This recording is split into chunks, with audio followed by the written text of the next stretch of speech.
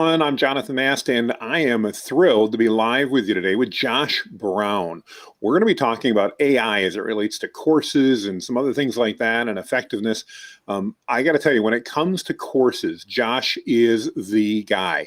Josh and I have got to know each other this year, and I have been literally blown out of the water with the skills, the knowledge, and the experience that Josh has.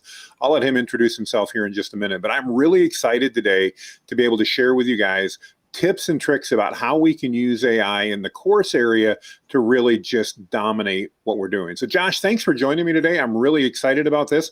For those people that may not be as familiar with you as I am, can you share just a little bit about yourself and your background, kind of who you serve and how you add value to their lives, Josh? Sure, I can do that. And I would appreciate if you could do my introductions every time. That would be hugely helpful. like, um, Thank you so much for the warm welcome and all those kind words. I feel the same way. Like when we've chatted now, like multiple times, like your like absolute just ease of explaining AI and that with that, of course, is such. I mean, it's changing every second, but also at the level of clarity is amazing. Well, thank you. And yeah, it basically my journey here is I was in the corporate world. I took the goat path way of getting here, That's which smart one. yeah. But I started out in the entrepreneur space, actually owning a production company, doing lights and sound for concerts and special events and things right out of college. I went into the corporate world for a while, and the thing for me that really resonated when I got here was that when I, like every entrepreneur, when they start looking at where the problems are, like Mm-hmm. that's the big thing is like, where are the problems? And I started realizing, and this was in 2018, that not a lot of people were really focused on the quality of their courses, but there was growth. Yeah. And what happens when something becomes more popular and you start getting growth? Initially, it'll do. Everything is it'll do, right? Yeah. When Yep. but then what happens afterwards? You have to increase the quality. So Absolutely. that was what I saw. And then of course 2020 happened and courses exploded, which was advantageous.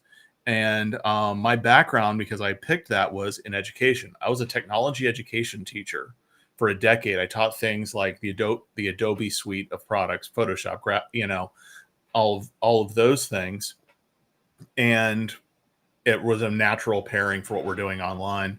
And since then, I've started my own agency, consulting, doing this. We do done for you offers on it. Mm-hmm. And I've been blessed enough to help some of the biggest names in the industry at this point. We've consulted with our signature solutions with people like Russell Brunson, Todd Dickerson, Brian Delaney. Like there's a whole bunch of those people that we've worked with. And it's been a fun ride getting here. No, and I think that's one of the things that impressed me as we've chatted over the last number of months is just the quality of the people you've worked with. I mean, people that consistently put out really high quality stuff, and knowing that you've been behind some of that. Well, I know a lot of the people that are going to be joining us either live or watching the replay. Of course, the benefit of live is we get some, but the benefit always comes in the replay because not everybody's available when we go live. But Yeah. we want to talk about AI. That's my passion. Oh I yeah. love I love practical aspects to it, and you have taught me so much about the course and the membership side. Talk to me a little bit from your perspective, Josh. What's AI's role when it comes to courses? I know there's a lot of people out there that think, "Oh, I can create a new course right now because I've got ChatGPT and give me 2, 3 prompts and we're good to go." I don't buy that, but I'd love to get your impression on that and where, if at all, does AI fit into the course and the membership world? I 100% think it fits in there, and I think it's going to get even more interwoven by every day within the next year. You're going to see it Mm-hmm. in there even more, and I think there's a definite ethical debate that's going on. Particularly, where I have a background in academia, is if you don't cite your sources, that's theft. Right. And that a lot of people, and I see a lot of the gurus out there with, they integrated AI into their course building stuff and they go, build a course in 5 minutes. Yeah. You didn't build a Not a good course, but yes. Yeah. A, you didn't build a good one. And B, it's you don't have any of the knowledge behind it. And the big ethical concern that I have is the vast majority of people creating courses and memberships and things like that are using their personal brand. So when you Hmm. sell it to that person, they're basically whether it's actually said or implied is that it's your secret sauce to do the process. If you just Right. go over to ChatGTP or Claude or Gemini or whatever one and go, I want to build a course on Facebook ads, create a script for me and tell me what I should put on my slide deck. And then you go in there and you've never run a Facebook ad or it's not been the primary thing you do. That's where a lot of the efficacy breaks down. Is Absolutely. you can't do that. What we use it for is, first of all, really understanding the ideal audience we want to entice to purchase that course or as the lead magnet, whatever it is. So when we're building a program for somebody, because like I'm deep enough on the efficacy of it, like we won't do like, we don't use AI video generation for the people Right. inside the Yep. course, and we will not be the primary person inside a program. Like if Hmm. you're making the program, congratulations, you're on camera. Those types of things. Absolutely. Absolutely. And Well, you have you to. know, yeah, and particularly in this world of, with AI, deep fakes and things like that, it became a really fine line. But for us, what we use it for is that deep analysis of that avatar of who you're helping. And we use prompts that basically we look at it of, create a ideal client who Hmm. has this problem and wants to get to this solution. And Mm. then we, depending on what the offer is, to ask prompting questions like what's their roadblocks, what are the things they know that are accurate, what are the things they think are accurate but are actually inaccurate, things like that. We ask all of those deep questions of it, and then we normally go in and ask it to develop a curriculum first. And that's one of the big things. Like when I first got into the space, and I said in any entrepreneur world, I said curriculum, and all of them were like, because a lot of us are not huge fans anymore of traditional education. They all were I like, see. Yeah, eyes glaze over. Oh no, oh, I I don't don't want want that. that. I don't want a curriculum. I'm like, dude, it's an outline. It's a specialty outline. That's all it is. Like, it's not, Right. nothing too sinister. And that gives us the idea, and then we refine it back and forth with the GTP of how we want it to be. And then this is like the real big piece we use with it. And this is like, everybody, you're taking notes. Most people don't ask this question when you have it start helping you develop the content. Ask it to cite its sources. Mm. Where did it get the information? Because here's the thing. Let's rewind back to my example of I ask it to help me make a course on Facebook ads. Right. That changes daily practically. Like what you were running ads 6 months ago, the way you run them now is very different. What if it pulled those sources from an online ads course from 5 years ago? Yeah. And we'll also, particularly if it's something relevant and soon, we'll say, don't research or reference anything before 2021, Ooh, I like 2022, that. whatever it is. Great idea. Yeah, because we found like we did some tests with it and we were like, we asked it for more technical based things. And then it would pull it. And I was just like, that's not accurate anymore.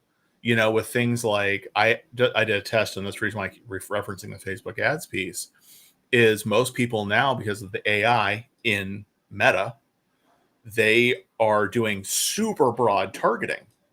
Hmm. It gave us the example that what you should do for detailed targeting. That was what you did a year Yes. ago. Yeah. So if I put that out there, the people are going to go, you don't know what you're talking about, but my name is now on it. So that's one of the things we do is a lot of times we'll tell it how far back do we want, who are people that when we're asking like to help build the curriculum, who do they follow? Like as far as thought leaders, things like that. That's one of the big Hmm. things we do with it is. And then here's the bonus point. If you ask it to tell it where it got your sources, You can put that at the bottom of each lesson or module. Hmm. This is a compendium of our experience plus all of these people, and you cite your sources. So then you're above board. How have you found ChatGPT at citing sources accurately? I admit I generally go to a Perplexity when I'm looking for sources and citations. What's your experience been with that, Josh? And how well, the second, I guess, follow up, how well does it listen when you say don't use anything more than before 2022 or something like that? Does it actually follow those instructions? Because I know we've been seeing a lot of complaints recently that especially with their 4.0 model, it's not necessarily following instructions as well as it did under 4. And I'm just curious what your experiences there might be. Yeah, 4.0 likes to go rogue a little more. Okay, I'm glad it's not just me. Yep. Yeah, it gave me a couple of wacky things. I think the voicing is a lot better in some of the nuances Yes. of what you ask, but I think the reference engine and the search engine behind it is a little squirrely. You have to have a lot more finite example of what you want. So the references generally can be decent. The thing we did is if we in the prompt initially ask it to cite the sources, it actually will normally get a little more honed of not just pulling something from a random, article somewhere or things like that, because it has to tell you where it came from. You'll find it from a lot more places. Like I had it, we were doing a mini training for one of our groups, and we wanted to talk about the avatars for social media platforms, like picking the right platform for your audience, because different demographics lean towards certain platforms more or less. Absolutely. And we asked it to cite its sources, and it pulled them actually from places like Sprout Social, which is an extremely reputable source. It pulled it from like HubSpot and a whole bunch of places like that were very relevant when we had those. So that worked really well. Side note, everybody, if you're using it for blog posts for the same thing, you ask to cite your sources, sometimes it'll actually rank those articles even better because you cited your sources with the links, and it thinks it has more credibility to it. That's a great tip, guys. If you haven't taken anything else, that's a great tip on that alone. But one of the other things I think that adds so much value, Josh, to what you're saying is even if you do it in a course, if then there's a problem down the road that your data is outdated, at least you're referencing what you used, and it provides you with candidly a bit more cover, if so to speak, than just go, well, hang on, Jonathan's talking about this. That's not accurate anymore. And if I've cited my source, oh, it's because he's referring to this article that's 3 years old. Maybe he's done an update. And my guess is you're going to get a little more grace from your audience when you include those citations across the board. Have you found that to be the case? Yeah, you can get more grace from it. You can also, when you're doing something like that, you have to think about it. Nobody's doing stuff like that. So when you're in a course or you do a master class or a lead magnet or whatever, and you see, okay, this is from this person, they came up with their ideas, and they're telling you where that these people validate my assumption on this, that adds a lot more credibility. Think about what the difference is if you look at a lead magnet book that has no sources in it, or if you go to a reference, like a really well-crafted book and it's cited, even if you don't look at the sites, it subliminally goes, this person did their homework. Yeah, much more credible. Extremely credible then. Well, so obviously that's a huge tip on how to create the courses and getting involved in that. Let me ask you this, and I have an opinion that I'll share with you in a moment, but one of the most common questions I seem to get is, what one prompt can I enter in order to write a course for me? And I don't believe that's possible, at least not, again, to write a good course. We talked up front about how some of the gurus are, one prompt and you'll have a course in 5 minutes, but it's not going to be a good course. It's not going to be a comprehensive course. From your perspective, as somebody's going in and writing a course, I believe they should first make sure that they actually know the material. In other words, I shouldn't write a course about being a heart surgeon because I don't know the first thing about being a heart surgeon. And even though ChatGPT could give me an overview, nobody wants me cutting into their chest, period, end of story. Yeah. Nor do I want to. What's your perspective and what message would you have, I guess, Josh, for those people that are like, hey, now I want to go ahead and create this course. I've got a little bit of knowledge, but they're really looking for that easy button. Is AI in your mind that easy button, or is it just a tool that helps make it easier? I think it's a tool that makes it easier. And it cycles back to what we both are both support, is that it shouldn't be the tool to write everything. You know, it's you should not be using that to craft every little bit you have. So for us, the stages we look at is because it's a multi-shot AI, we like to basically build the avatar of who we're going to be working with. So we always start when we're looking at building a training or whatever it might be, we ask it for a psychographic profile of the ideal audience, and we tell it we're going to be crafting content for X objective with X, and we want to first create a psychographic profile of, and give as much detail as you can, who is interested in solving this problem, and they are starting here. I love that specificity. Yeah. And we get a lot more specific with stuff like that, because then it gives you like an extremely robust output that now you can go, given this audience, we want to create a curriculum on X topic with this X result. Because you have to remember, when you're building a course, you have an ideal client coming in that has a specific set of knowledge. Just to use the same example we've been using of like with ads, is this somebody who's never run a Facebook ad, or is this somebody running 6 figures worth of Facebook ads? Yeah. Very different program.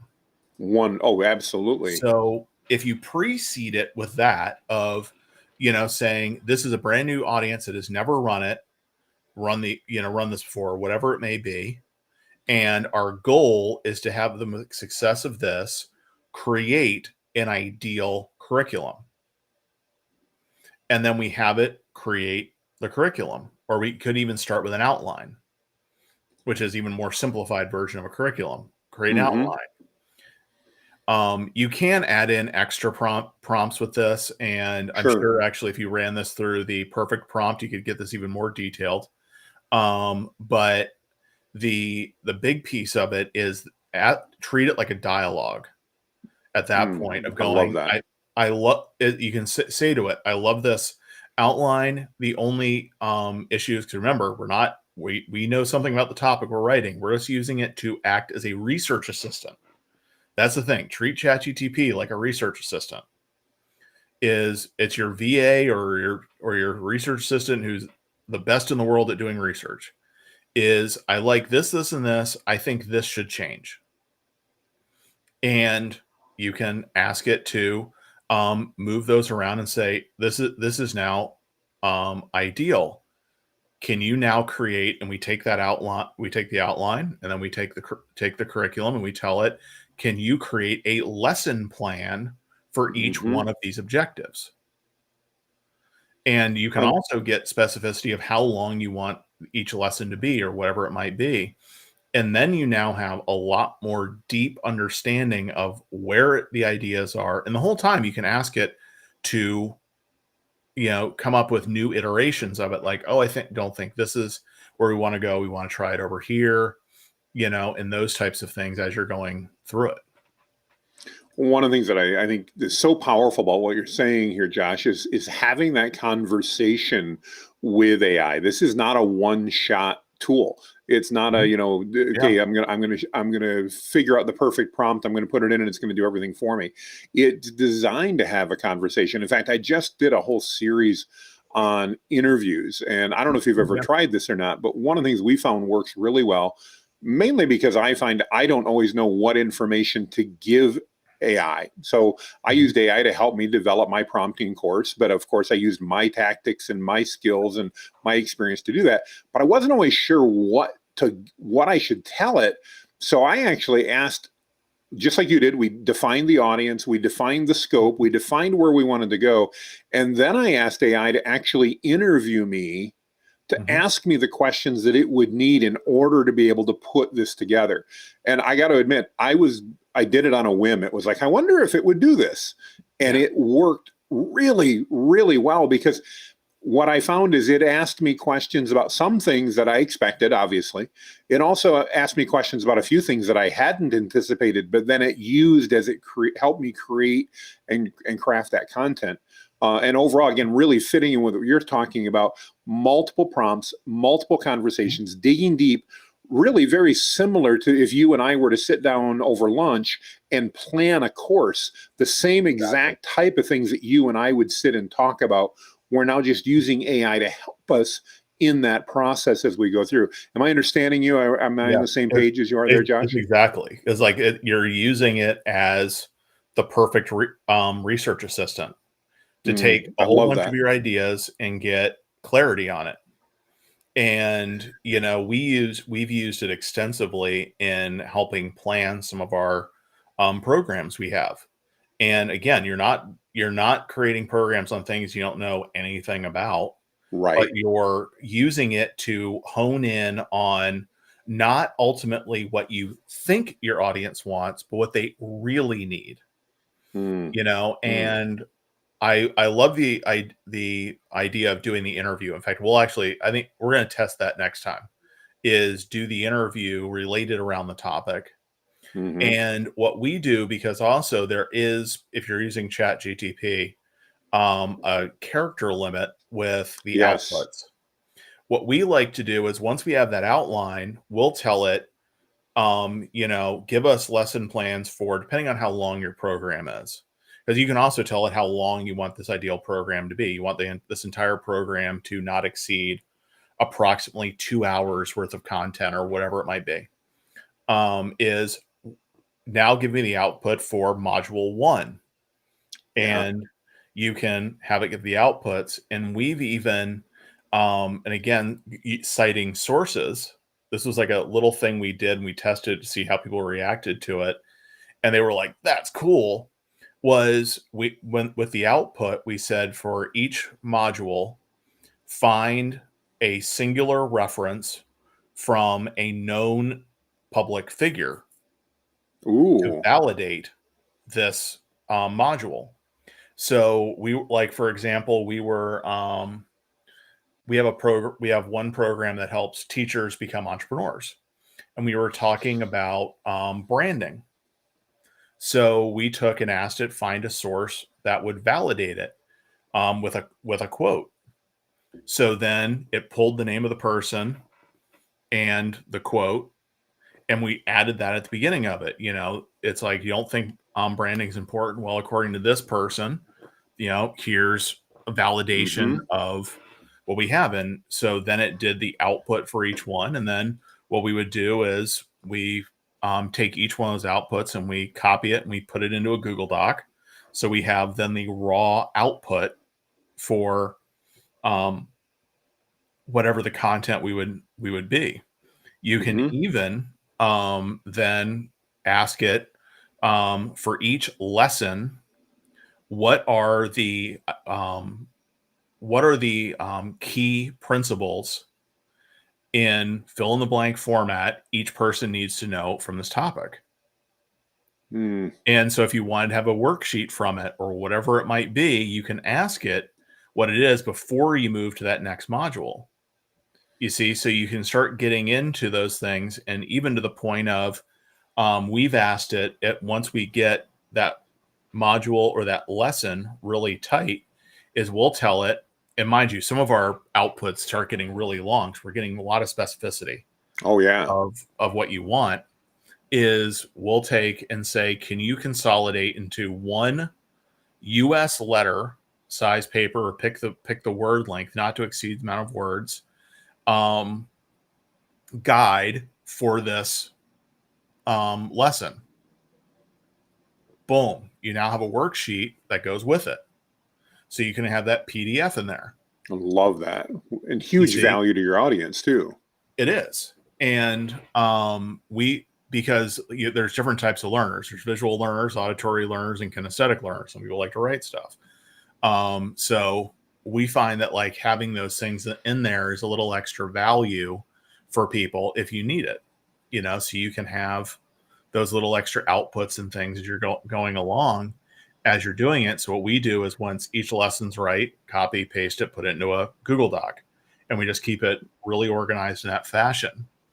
And I guess I can let you know on one of the others, the next secret that we do, because we talked about this last call, is ChatGPT, when you do these, because like we don't look at it as using a singular platform. Right. We notice that there are strengths in certain platforms. So in a lot of cases, what we'll do is we'll take that output and we'll bring it over to like Claude that has a much better writing model. And we'll ask it, say, review this document and without changing the outputs, make it easier to read and humanize it. And it will take and go through, and basically it's now an editor. It does a second pass on it. It's not changing any of the outputs of what you have. It's just looking for if it's too deep or whatever it might be. So I basically pair the AIs off of each other. I love that. And I remember talking about that when we talked the other day. It's one of the same things we do where, my preference is to use ChatGPT for initial writes and then use Claude for what I call proofreading. Now, I've been told by my wife and a few others that are much better at that than I am, that it's not really proofreading. But to me, it is, as the ADD entrepreneur. Yeah. Because one, it catches errors. But like you said, I really like the way Claude writes better than I do ChatGPT, but it doesn't have internet access. It doesn't have that ability to grab citations for me and things like that. But if I give it that Google Doc information, or just even a PDF version of that, or a copy and paste it in, it does an amazing job of rewriting that in matching tone. And I think, as we were talking a little bit earlier, following instructions. I find that, the Claude 3.5 in particular really does a great job of following instructions, as opposed to ChatGPT, which does a fair job, but not necessarily. It's not my A student. It's my C student, as opposed to Claude, which is my A student when it comes to following directions. So, and that's one of the things I tell people a lot with it, is that you pick the right tool for the job. For example, Claude does a better job in writing or emulating writing styles. So what we've done a couple of times is we'll take, and it's just because people inevitably are coming to us because they see us on social media and stuff like that. I took a Google Doc and I copied like dozens of my social posts, emails, and things like that, put it in there, and told Claude, I'm going to give you a document I want you to rewrite. I'm uploading a document with my writing style. Review it so you understand my writing style, so you can rewrite the document I'll upload. Acknowledge if you understand. It reviewed it, and then it went, okay. I said, this is the document I want you to rewrite in my writing style. Hit it with that, and then boom, output. And then it basically finessed it a little bit to make it more of your writing style. So things like headlines became more of your writing style, and things like that. And which also, by the way, the reason why I said upload it as a PDF is it will pick up the intonation of what's headlines, what's subheadlines, what's body, all of those things. So that's the reason for doing that. So in your Google Doc, make sure things are headlined or subheadlined, and you can reuse it over and over again. That's like a make it once thing. ChatGPT will do it a little bit, particularly if you start doing a custom GTP for your language. output style, but it still just doesn't have quite the finesse of Claude. No, I find the same thing. And one of the things you mentioned there that I have had great luck with, and I love to hear you mention because we've not talked about this, but is to actually set the stage for what you want done and then end it with, do you understand? And then provide it with your documents or whatever. I admit I do that a lot when it comes to helping out with social media posts that I'm creating. I have a format that I love to follow. I prefer Claude. Now they have projects, so I might be able to fit it in there. But I have a long chat going where I just started at the beginning by saying, here's the format I want you to follow. Here's the tone and style I want you to use. I'm going to give you a topic and some bullet points, and I want you to turn that into a social media post. And do you understand? Yes, I understand. And then I can go literally and say, all right, so I want to write a social post about how I can create a course leveraging AI, but I want to make sure that it's not a single prompt scenario. It talks about a process and all that. And I can give that bit of information, and I'll get a great social media post that follows all of the parameters that I laid out, and my tone and my style. And the beautiful thing is then the next prompt, it can be another topic, and it can do that. So you could really build through your course in that same way, I would think, couldn't you? I mean, couldn't you literally, once you have your outline or your curriculum in place, couldn't you literally go through and say, all right, now do this section, now this section, now this section. As long as you've laid that out, it's almost like that custom GPT that everybody wants to create that has all that information. Just stay in that chat window and keep asking. And because Claude has a much, much larger memory than what ChatGPT does, you're likely not to run any issues as you do that. I love that. What a great practical share on how to leverage that tool. One of the things is, particular, if you notice the way we're talking about this, is it's still maintaining the relationship we're John and I are both akin to, of it's an assistant. It's a researcher. It's still you. We're not taking and uploading somebody else's writing style and say, emulate this or whatever. We're using this because if the people see you online, they see the post, they see the sales funnel, all those things, they're expecting the same type of piece. I don't know how many of you have ever bought a book from one of the online gurus. You pick it up and open up and go, within the first page, this was written by a ghostwriter. It immediately, and we ultimately will still go through it and still assess it. And remember everybody, we're saying course is an overarching thing. This could be a 30-minute masterclass. This could be a year-long, mastermind you're adding stuff to all the time. And that's actually one trick we do is we keep a thread open for things like a program that's like a membership we're going to add to all the time because it remembers the stuff you did before and correlates them on the new stuff. Well, and that's a really good pivot. I wanted to say, and we wanted to talk courses, but I'd also like to talk membership because you're an expert at membership sites and drawing people in and keeping them engaged. And you just shared one amazing tip there about, again, almost creating it more like a mastermind where you're continuing to add value to that course on an ongoing basis. Talk to us a little bit, Josh, from your perspective, from a membership. We obviously want to sell courses, but the benefit obviously is in being able to sell more courses down the road and or create a membership where maybe there's a monthly recurring fee that allows us to scale what we're doing there. Talk to us a little bit about how memberships fit in with the entire course layout and the business model from your perspective. People really overcomplicate memberships as a whole. Fair enough. Memberships are courses with a support structure. That's it. That's all it is. And, I was talking with a couple of our clients a while back and they think you just have to make prolific stuff all the time. The way we like to do them is, like we mentioned, of create a curriculum. Well, here's ultimately a thing. You can create that curriculum over in GTP and then say, I want to create a initial 6-week success path. And that's the beginning of your membership. So that's, for all you, for my fellow marketing geeks out there. Yes. If people have time-bound expectations of something completing, it sells better. Yes. So you Yeah. can say, I want a 6-week program that has, approximately 2 hours a week worth of work or whatever it might be.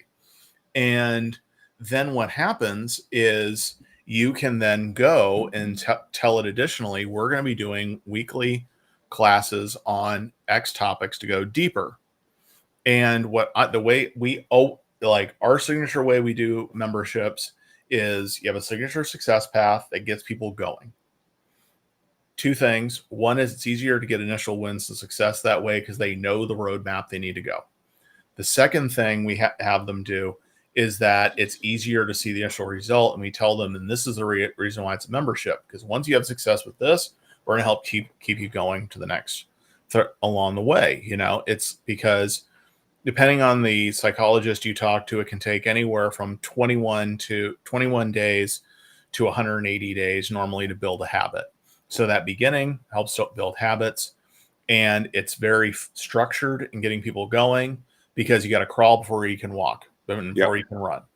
We want them to crawl first. So we have them build that success path, and then we can even ask ChatGPT where are they most likely to have issues with success, and that's when we like to add in things like, give you an example. Like we have an entrepreneurship program to teach teachers how to become entrepreneurs. What are going to be the two big things that they're going to have problems with? I used to be a teacher. I knew them off the top of my head. I didn't even have to ask ChatGPT it, but it's the technology and their head trash. Ooh, So yes. the stuff between their ears saying, oh, well, this, that, and the other thing, so that is holding them back. Like we have one lady inside the program. She has a great idea for a program. She's been hung up, and we keep mentoring and trying to do those things. The head trash is still there. That she hasn't picked the right name for her program yet. And that's the stumbling block for her. Yeah, it doesn't matter. Like it really doesn't. Like it's like just go imperfect action, but this group likes perfect action. So like, what do we need to do? Okay, we added in for our membership. We have weekly little nuggets of like, here's some ideas for like an email you could send to your list. Here's an idea for a social post. Again, that reduces the friction and it reminds them, hey, I'm supposed to do that. And then we add in some weekly group calls. That's like one of them's around tech, the other one's around mindset stuff. And we invite some of those people on. And if we realize a lot of people are having the same question, we can then build additional content with the help of ChatGPT or our own experiences, and then amplified with it of, hey, we're going to take and do a masterclass on Wednesday. It's going to be an hour on this topic. ChatGPT helps us with the outline to make sure it's accurate for that group. And then we can go in there and do that. Ultimately, the thing is that if you notice, none of that stuff I'm saying after you have that foundation of the program requires a massive amount of time on your part. You just have to have your ears going on hearing what the resistance is.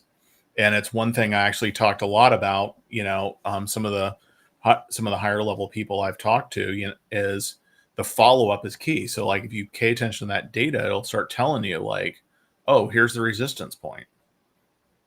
I love that.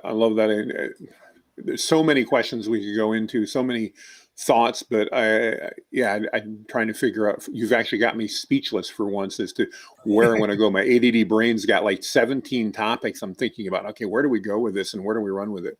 We'll do another one. We can go. We can tackle the other 16. I appreciate that, Josh. Let's go talk a little bit about marketing. We've used these tips that you've shared to create a course, maybe a membership. We've done all that. We haven't overcomplicated the membership. So we focused on that speed to implementation and just made some things happen, focused on imperfect action is better than perfect nothing. Based upon all that, we've done that. We've got that in there. How do you recommend reaching out and starting to market that course or that membership to reach that target audience? Really the big thing that we, not even inclusive of the AI is, just people forget the bare beginnings of it. People buy courses, they buy everything based upon they have a problem, they're finding a solution. You know, ultimately that's what it is. And they're going to search for it somewhere, either actively or passively. Actively, they're going to go to Google and they're going to type in, how do I do this?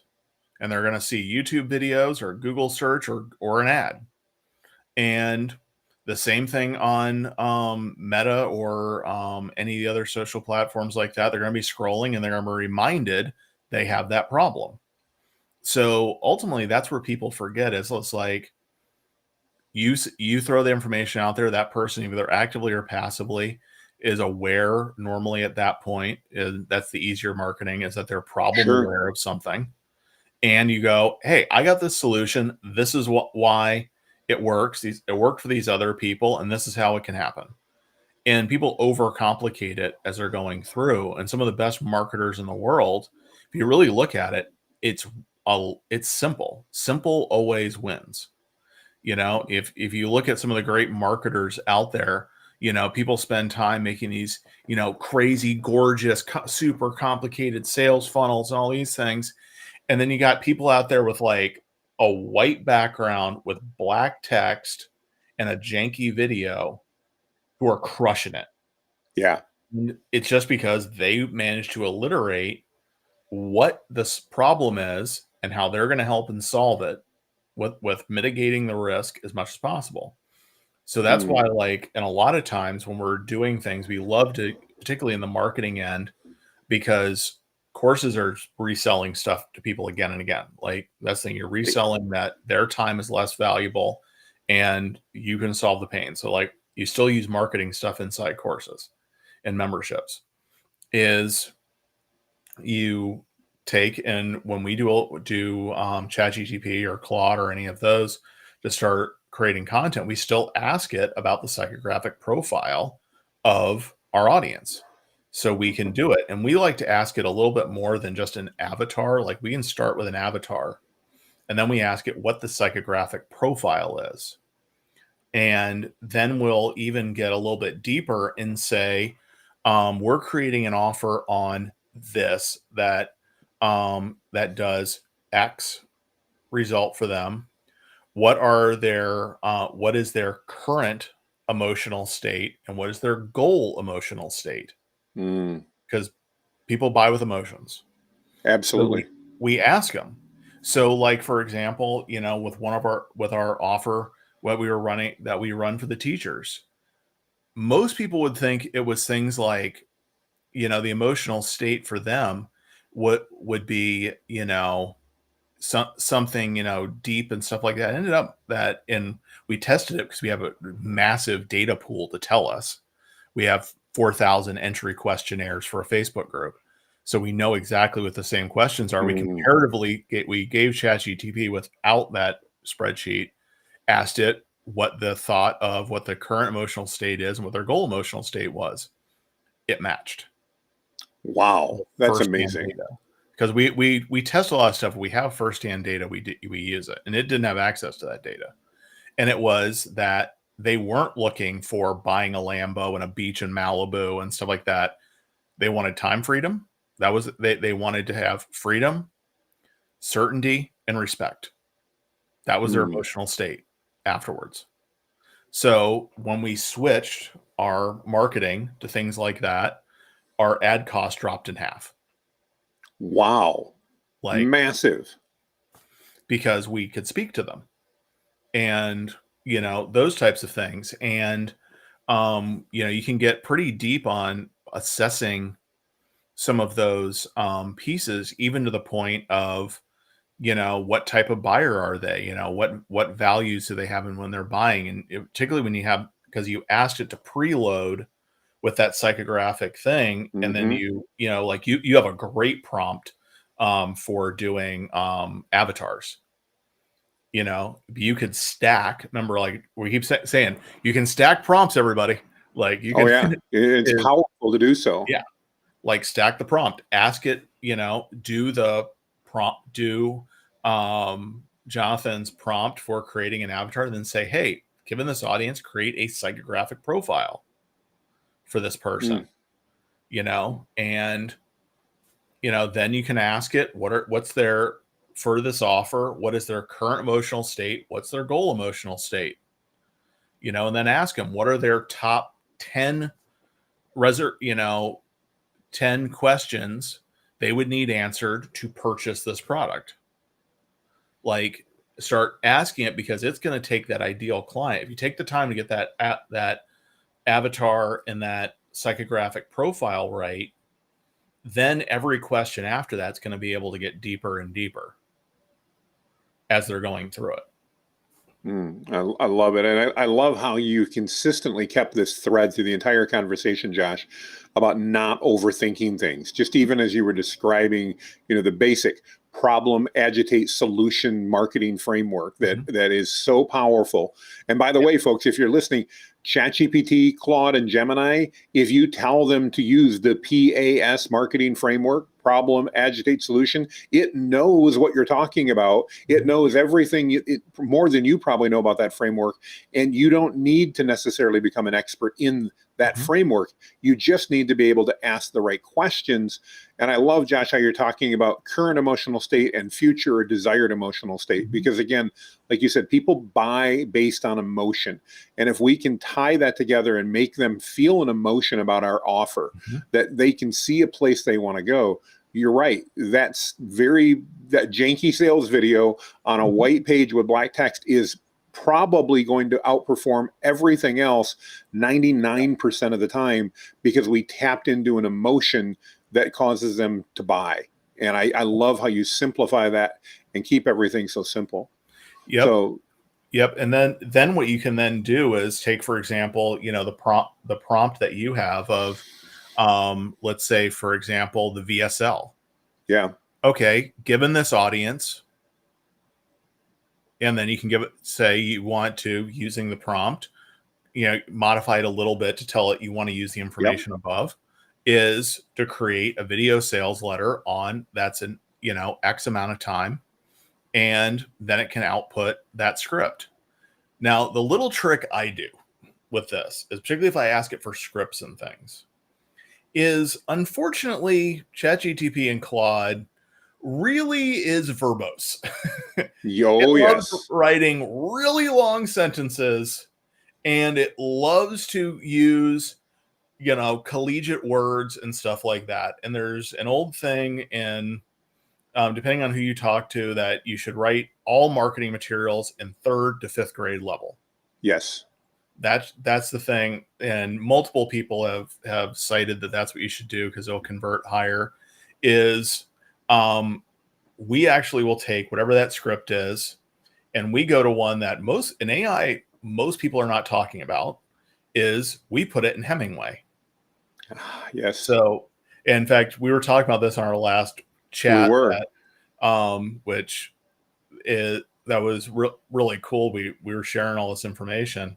Is Hemingway, and yes, you can add, by the way, use Hemingway rules, like Jonathan said in a couple of his posts. You can say, compose this according to Hemingway rules, which is his particular writing style, which is about 3rd to 5th grade writing style.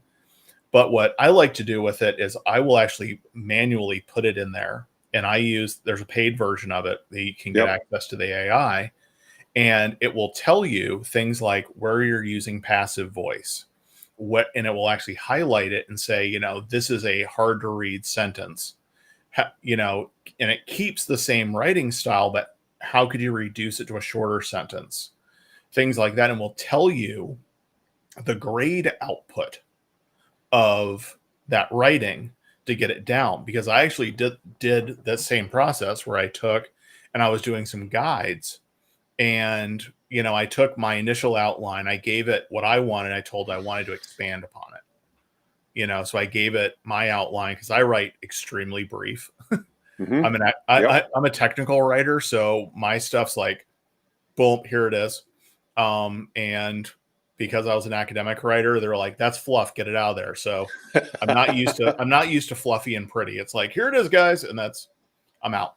I'd consolidate War and Peace into like 3 pages. I might read it then. Yeah, I know. Same here. Have not read it, nor will I read it. ADD, not going to happen. You got it. And way too long for Audible. So yes. what we did was we put it over there, and it looked great and everything. I was reading it and I thought, oh, this is really, yeah, this is really good. Like, I wonder what grade level it's in. Dropped it in Hemingway. It was written in postgraduate. Wow, that's too hard. I was like, whoa, that's not good. And I went through it and edited them, gave it again to a test pool. I said, hey, what do you think of this? Oh, this is great. Other thing. They didn't like the first one. It was hard to read, very long sentences, things like that. So that's one of the tricks we do is whatever output's there, if it's going to go in front of people, we can use Hemingway AI to actually help us reduce the grade level down, remove things like passive voice, switch it to active voice, and those types of things. Because again, that's now your proofreader. So the way we look at it is over here,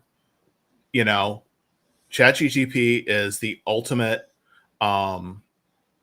tool for research. That's your research assistant.